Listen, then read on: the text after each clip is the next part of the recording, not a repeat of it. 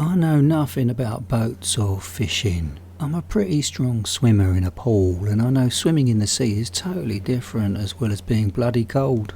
So I wasn't worried if the tourist fishing boat sunk, I'll be okay. And I knew it didn't explore too far from the shore. It was early in the morning and I needed a bit of that me time away from my phone screen. Give my tired, dry eyes a rest. Yeah, I knew I was addicted to be connected online. I wanted so much to find love online, but the girl I wanted wouldn't bother joining that online distant farm of second-hand love. Isn't it weird when you stop looking for something, it can find its way to you? And it certainly did that day. There was 12 of us tourists on that boat, each with our standard fishing rods. I found it hard to concentrate on the instructions on how to fish because there she was. That girl I looked at made all my senses spark to attention. I just heard the boatman saying something like they can't guarantee we'll catch anything, and then I switched off from listening because what my eyes saw was far more interesting and seductive. Her eyes were striking pretty, her blonde hair short with that cheeky fringe. She moved like a dancer would. How can a stranger give off such an aura of pure beauty? You gotta trust me, it came to my mind that I must be making her out to be gorgeous just out of being desperate. I wasn't shallow Hal, only seeing the beauty that exists in the least physically appealing women. But she was fantastic, real girlfriend, then after dating for a week she'll be wife material. If you were with me as my mate on that boat, you'd tell me to stop staring. The boat kicked off in that cold blue and this knockout girl actually noticed me and she smiled. Yeah, she smiled direct at me. My imagination started those sexy roleplay trailers in my head, and before they got too sweaty and hot I turned off that projector because such class needed a play out that's more long-term and respectful, more immersive, romantic. The morning fog met us on that boat, engulfing and making the discovery of this dream girl even more dreamlike. Even the boat crew were shocked at the fog's intensity. As for the rest of the boat trip, everything was invisible, which was such a shame, not because of the stunning sea, sky and land, but I couldn't see this beautiful stranger. I was going to make my move as soon as the fog cleared, and hopefully my sense of humour along with my tattoos will ignite her to acknowledge that I exist. The trip was over, no one caught anything, I couldn't even be bothered to see fish to be honest. And when it was my turn leaving the boat, I said thanks to the 2 boat crew, and then oh, there she was, just several people ahead. I said, "Excuse me." She turned and smiled. I didn't. She was my dream girl half an hour ago, but my legs nearly buckled and I nearly fell into her because she looked different. Her eyes were still stunning, but this woman was 35 years older than what she was half an hour ago. I thought I was going to puke. She aged well, but the sick in my stomach had nothing to do with her. I was just in sudden shock. I just said the first thing that came into my head, "Sorry, love, I thought you were someone I knew." She said back to me, "You can be such an idiot, Peter. Come on, let's get back to the hotel." That boat trip was where I met my love 35 years ago, and for our anniversary I arranged us to revisit where we met. For a while I forgot 35 years of my life. I was 19 again. I forgot to be 54. I just forgot my memories and experiences. The amnesia I sometimes have was caused when I fell off that travelling fairground ride in Hampstead Heath. That head injury interfered with my memories.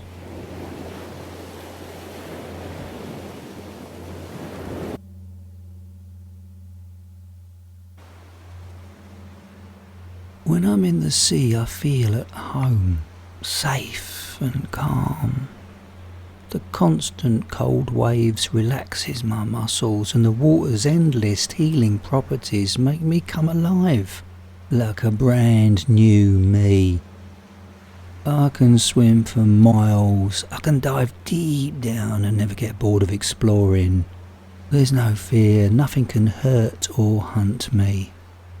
It's maybe what I give off. Water confidence, attitude, and yeah, I look good. I prefer being here in water than on dry land, but hey, we all dream of the perfect home, but we've got to compromise, haven't we? But I guess my home here is perfect.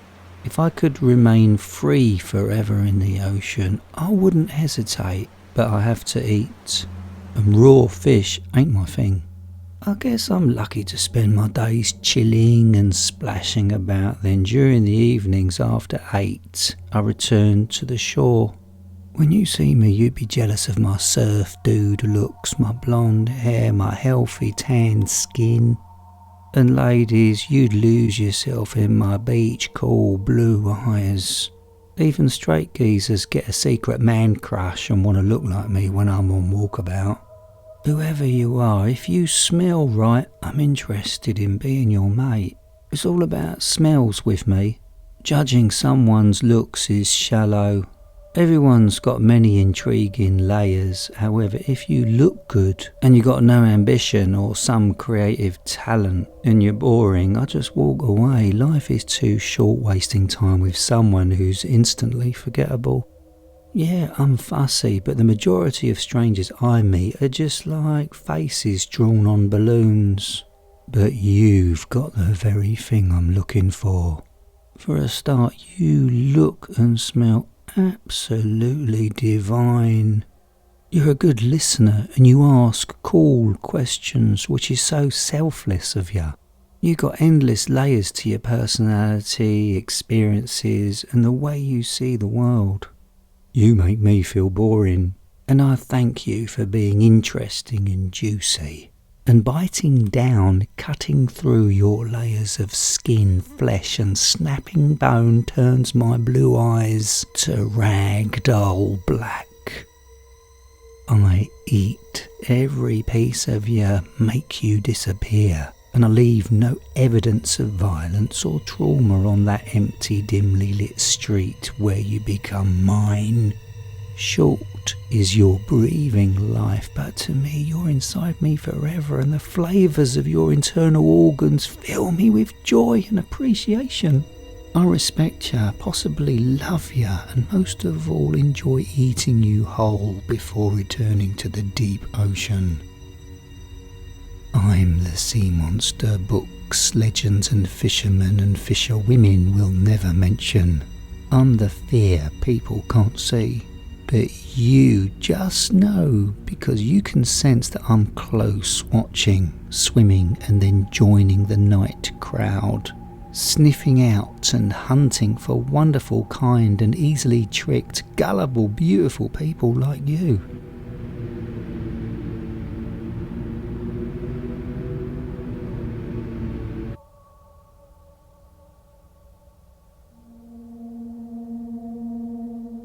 I worked on a cruise ship for 7 months as youth staff, taking care of kids while the parents party it up. At certain parts of the day we close the playroom to the older kids and just let parents with their children that are under 2 come in.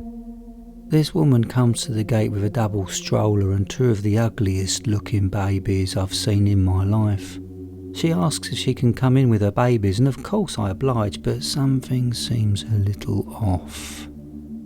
She takes the babies out of the stroller and puts them on the blanket where we have all the toys placed in the middle of the room.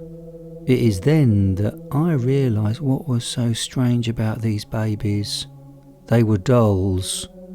This woman was taking pictures of them with the toys and pretending they were alive, names and everything. I just looked over to my co-worker and she's giving me the same look of shock and horror that I had on my face. We had no clue what to do or say.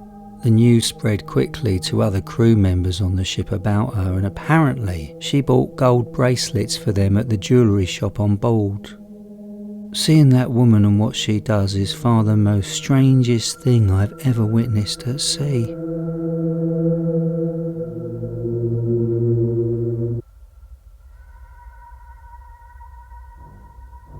Me and my dad are fishing off the Florida Keys. We have our anchor out and we've been fishing for about an hour. 15 minutes later, the boat gets bumped and we rock a little bit, and my dad jokingly says, "Looks like Jaws is after us, better stay away from the edges." 10 seconds after him saying that, the boat begins moving backwards. Yeah, you heard me right, backwards. We're being towed by our anchor line that's in the water. Whatever has it is now dragging the boat backwards slowly, then getting faster, and our boat is getting pulled under too. The next thing I hear is my dad saying, "No way." He drops his fishing rod, runs from the front to the back of the boat, grabs a knife and cuts the anchor line. Maybe that particular day is not for going fishing.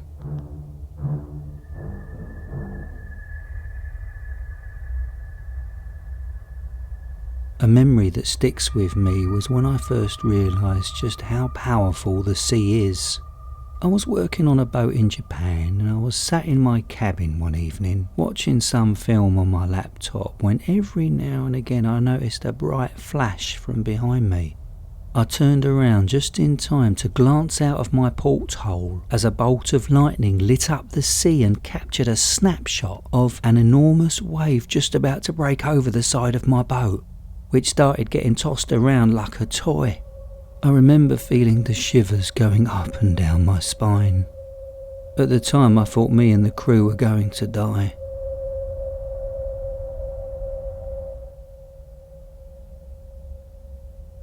The ship, named Octavius, travelled from England to the Orient in 1761 and made it there the following year. However, on the trip back home, while travelling through the Northwest Passage, the ship became lodged in ice and all its crew members died.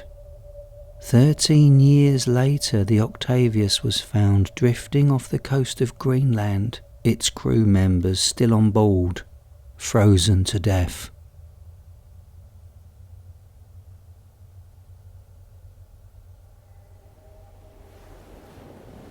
Back in April 2007, Kaz 2, also known as the Ghost Yacht, was found drifting near the Great Barrier Reef off the eastern coast of Australia. The 3-man experienced crew is nowhere to be found, and surprisingly there are no signs of piracy or violence of any sort. Now what's even creepier is that a video camera was found on board, which contained footage of the 3 men sitting around fishing in choppy water 5 days prior to the boat's empty discovery. No one will ever know what really happened.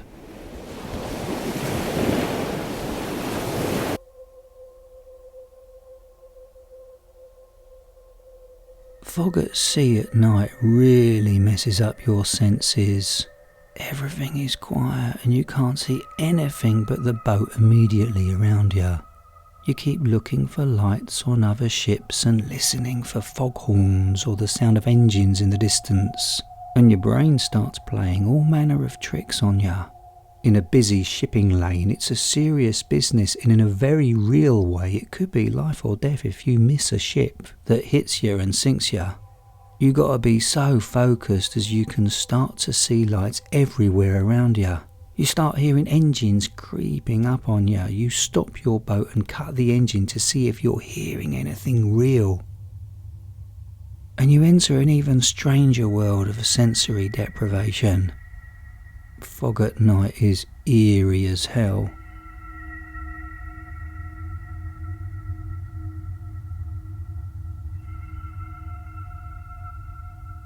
This was maybe 10 years ago, and I was sailing with my family, moving a sailboat from the Connecticut shore to Boston. And what I'm about to tell you happened on an extremely foggy day. I also remember the day being pretty windless as well, so we were just motoring along instead of sailing. Now, the general procedure for sailing in such thick fog is to use radar and foghorns to try to prevent any collisions from happening. At some point we started hearing huge loud horn blasts, just repeating from somewhere to our right in the fog. It seemed normal enough, someone signalling their position to anyone in the vicinity. Then after maybe 15 or 20 minutes of sailing and listening to these horn blasts, we eventually came upon what was making them. Maybe 100 feet from our boat, a huge black submarine appeared. and it looked like it's just sitting still. The weird thing was the suddenness of its appearance. An enormous black shape appearing out of the fog at sea was pretty creepy for me at the time.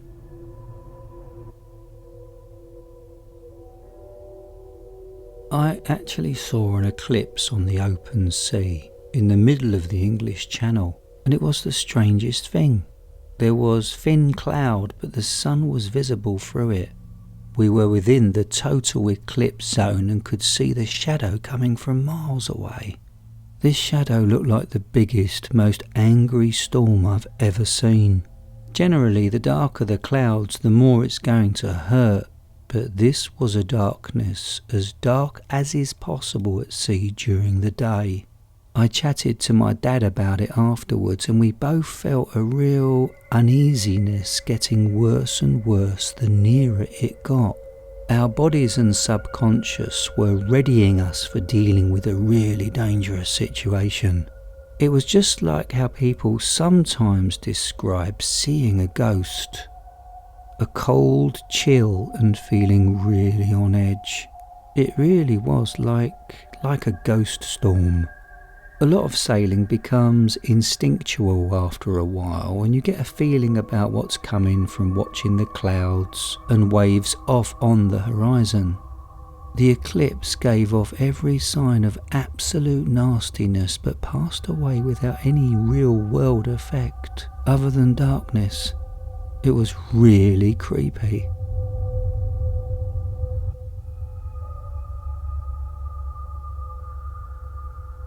I was on a boat on my way to northern Japan after that terrible tsunami happened for disaster relief. Anyway, I stepped outside for a smoke after not seeing the sun for a few days, and it turns out that it was extremely foggy and snowing, which I'd never thought about. The ship I was on was basically reduced to a crawl. It was all very silent and quite peaceful. After chain smoking for 10 to 15 minutes, I started to hear things hitting the ship. I had trouble seeing at first, but then I saw the roof of a house and a crib float by. I then realised where we were. I ran back into the ship to the living area to grab some friends. We all got back out there and silently observed people's lives, their belongings floating by us. I spent the next week and a half dealing with crazy weather shifts, doing my part in the clean-up effort. But what I saw on that boat on the way down there, witnessing people's lives floating by us, is something I'll never forget.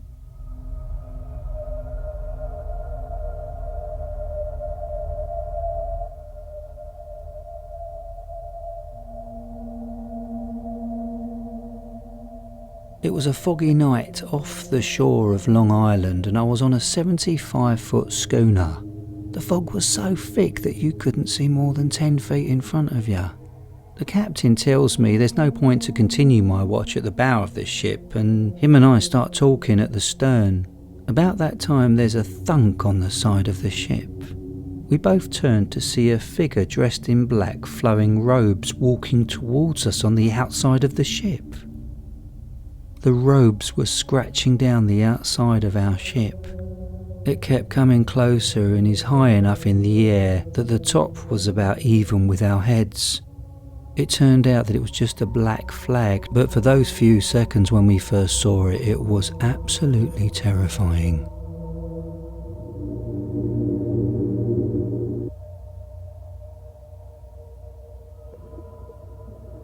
Back in 2012, a small group of scuba divers exploring the waters off the coast of Santa Monica reported seeing another diver with a pink tank toward the bottom of a blue hole. As they neared this diver, it vanished in front of their eyes.